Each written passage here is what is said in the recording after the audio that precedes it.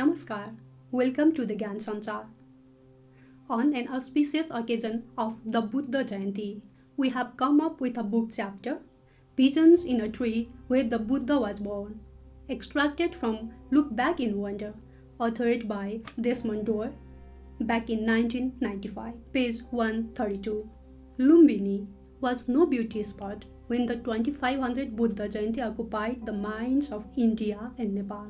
It was dusty, full of sneaky eye, stinking wounds, and hot as a fire dragon's mouth. Even the ever-welcoming Nepalese hospitality had given up at Bhairawa, the border town, where Elizabeth and Nicole, my artist friend, and I had fetched up after doing the rounds of Bihar's Buddhist sites.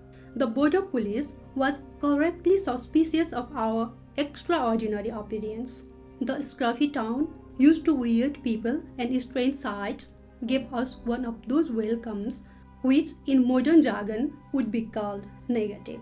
We ate frugally on a bench beside a garage and jumped the first vehicle we found going to Lumbini. It was an open contractor's truck, so within minutes we were caked in khaki dust that swirled about us like a blizzard. There was no Pakka road to the Buddha's birthplace then, just a dirt track which Sardar Pritam Singh, engineer, whose truck we shared, was hoping to convert into a highway of sorts before the Jayanti. When we had to stop to negotiate converts, streams, a river or two, or stubborn cattle, the dust settled sufficiently for us to see the nearby mountains, scattered villages, and groups of wide-eyed women dressed always in yellow and heavy with silver. At one such stop, where we all disembarked to wash in a sluggish stream, the jovial Sardar almost fled at the sight of us. Only one's eyes were human, if bloodshot.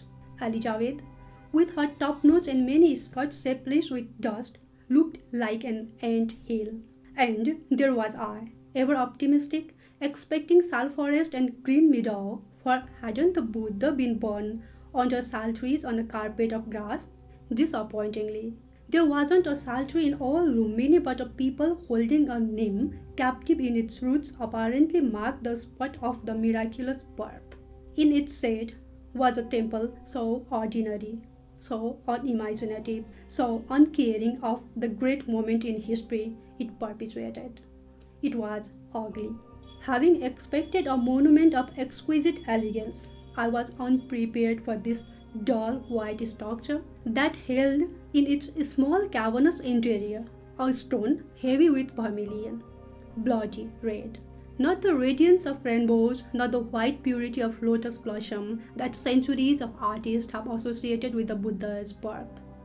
For here, if chronicles are to be believed, the forest flowered out of season, the earth shook, the dump spoke, the crippled wagged, the beasts of forest and field were silenced, and heavenly voices sang. Here, the mighty Brahma had stepped down from heaven to receive the child Buddha, and all that man could go to record such miracle was built an unlovely temple. It was as if the shrine deliberately shrank from making a statement, terrified of doing the wrong thing, wondering what gesture to employ to mark so hallowed a spot. The ancient stone in the temple told the story. Maya Devi holding the sal branch attended by handmaidens. The child that would immediately take 7 steps and proclaim himself chief in all the world, being delivered from her side. One could approach it then. Under its brass and cloth canopy, it is now protected by glass. So, in no time, Elizabeth, Nicole, and I had spread our drawing paper on the ground and begun painting. Only when we had captured the miracle for ourselves did we move outside into the scorching sun to look for somewhere to spend a day or two.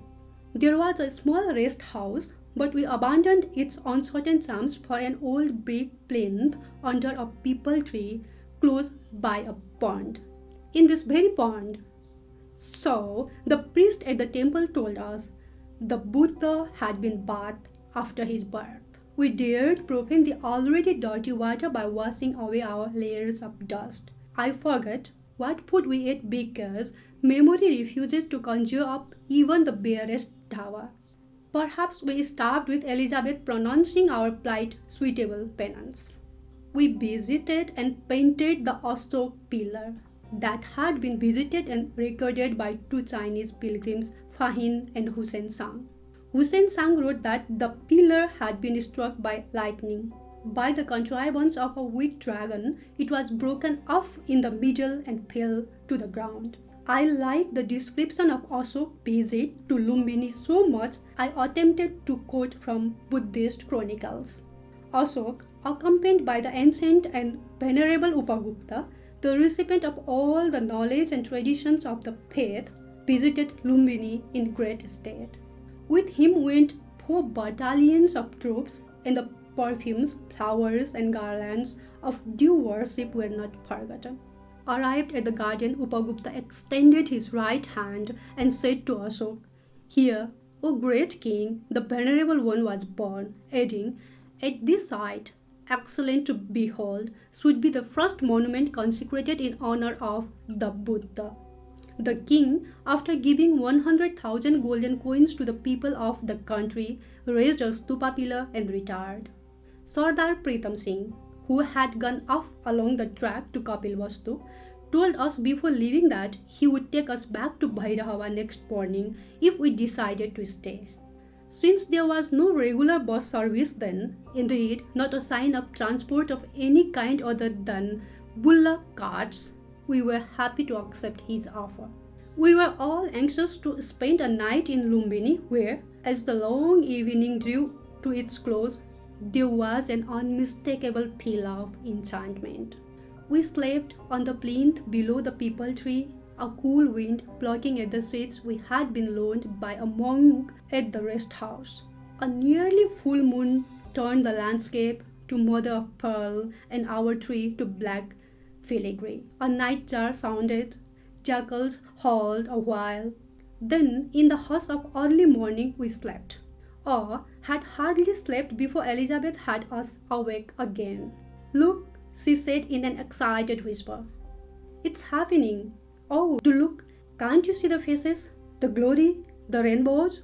We stared into the tree, whose branches held the moon captive and splintered its light into shafts and stars and S into rainbows. It was easy to form visions, but neither Nicole nor I could keep up with Elizabeth, who kept whispering. It was easy to form visions, but neither Nicole nor I could keep up with Elizabeth, who kept whispering, "Look, that's the Holy Mother. There is the child. Oh, look, there are angels and kings. The child is clothed in stars. Can you see the rainbows, the flower petals, and look, the child is walking." Now, so many years later, this sounds sickly romantic, but it truly happened. And when morning came, there was a young golden sun and a pale yellow moon sharing the same green sky. So, it had been 2,500 years ago when the Buddha was born. Sardar Pritam Singh was as good as his word, and to spare us the dusty ride at the back of his truck, drive himself and squeezed the 3 of us into the front seat beside him.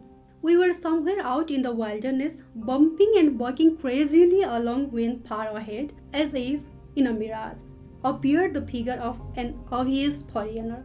More obviously an Englishman, since we grew closer, his clothes and hat were aggressively British. We stopped, prepared to swap tales, and offer the lone explorer a cup of tea from our flask. But he paused only long enough to ask, "I say, you haven't by any chance made Portingham, have you?" Hardly giving us time to say no, he walked on the way we had come. A few days later in Kathmandu, I was introduced to Professor David Snellgrove, eminent Tibetologist, author, and authority on Mahayana Buddhism, who was still in search of the mysterious Portingham. He looked none the worse of his long dusty walk to Lumbini and back, whereas Elizabeth, Nicole, and I were still washing dust out of our hair, clothes, and eyes. We stayed, of course, at the Royal, where only one room was available.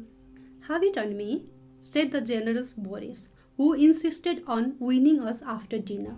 So wondrous were the tales he spun of revolution, ballet, art, big game hunting and hoteling that it was late when we decided to call it a day. For once, Elizabeth, an early sleeper and riser, insisted on our staying up a little longer, and then a little longer, until even the nocturnal Boris was weary and more or less threw us out. At the door of our room, dear Elizabeth, who had slept with us under trees and on the same third-class bunks, suddenly grew cold and muttered, "I have never done this before."